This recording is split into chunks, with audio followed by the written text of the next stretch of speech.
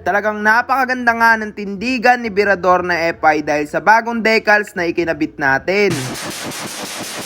Yo, what up mga boss? Bali nandito na si Virador na FI. Bali ito na yung huling update natin dito sa decals ni Virador mga boss.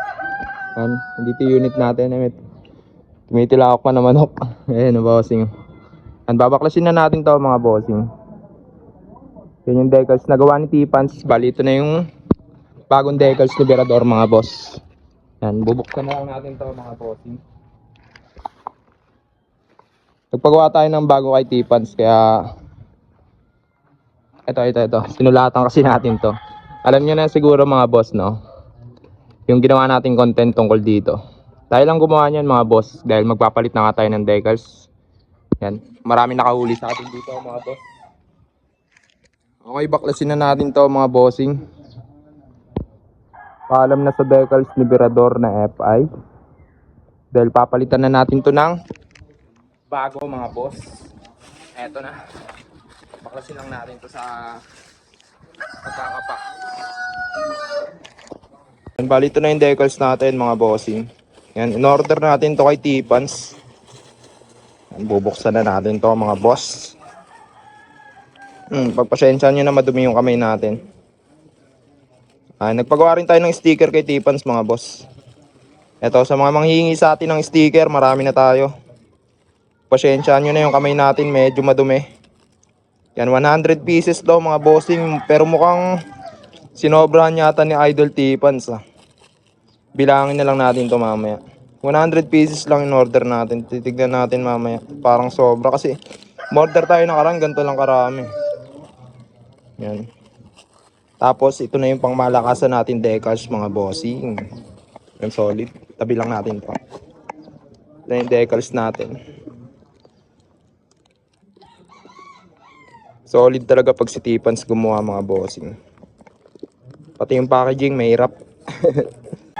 Ito na mga boss. Makikita nyo ba yan mga bossing? Solid bossing Ito na yung pangmalakasan natin decals. Bali ano to? UV print. And shoutout kay T-Pans mga bossing. Solid na naman tong unit natin ngayon. Siyempre, yan. Sobrang dumi ng kamay ko. Naglinis kasi tayo ng motor mga boss. Ayan na. Sobrang ganda bossing. Solid. Virador na FI. Shoutout kay T-Pans. Sobrang solid. Pero bago yan mga bossing. Baklasin muna natin tong lumang decals ni Virador. Yan, paalam na tayo sa decals mga bossing. Babaklasin na natin to mga boss.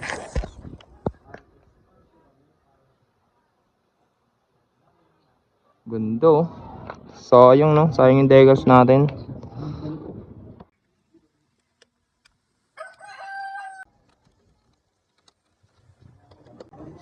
Sobrang kinis pa rin no. Bago kasi itong ano natin, flarings. Yan, syempre ito na yung bagong decals natin mga boss. Yan, natanggal na natin. Kakabit na natin to.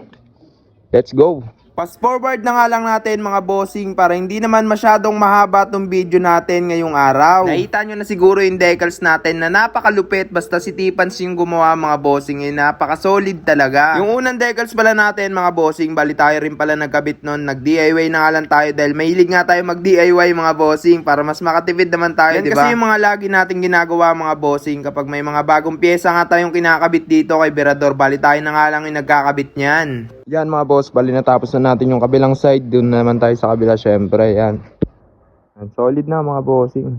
Solid talaga pag gawang T-Pans. Yan, ganda ng pagkakadesign. Virador na FI. Lipat naman tayo dito sa kabila mga bossing. Kabit na natin to. Let's go. Naman tayo sa kabila mga bossing. Syempre hindi na natin to papatagalin mga boss. Bigyan ng kapirasong montage.